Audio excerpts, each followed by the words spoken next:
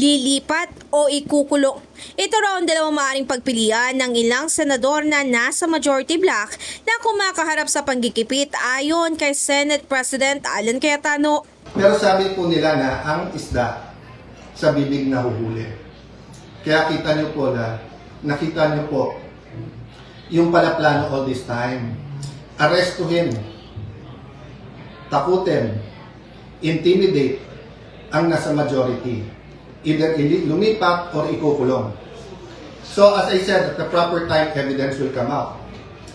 I won't go to the merits, demerits. Wala kaming problema na kasuhan.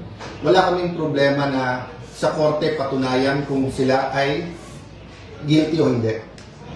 Ang problema po namin, yung gagamitin yung threat na pag lumipat ka dito, wala ka ng kaso.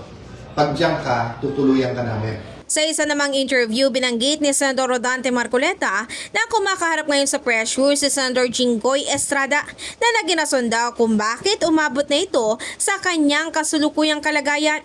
Maaalala, nag-issue nga ngayong linggo ang Sandigan Bayan 2nd Division ng warrant of arrest laban kay Estrada dahil sa kasong graft, bagay na personal na pinyansanagan ng naturang senador. Ani Marcoleta, halos minu-minuto o oras-oras umano kinakausap si Estrada na kumalas na sa majority block at lumipat sa solid block 11 upang mawala na nga ang mga kaso laban sa kanya. Pagbabahagi pa nga niya, maliban daw kay Estrada, maging si Senator Joel Villanueva rin umano ay nakakaranas ng ganitong pressure. Paniniwala naman ni Marcoleta, kaya raw sila winawasak sa majority block ay para makuha muli ngayon ng minority block ang pwesto at mapagtakpan ang flood control investigation.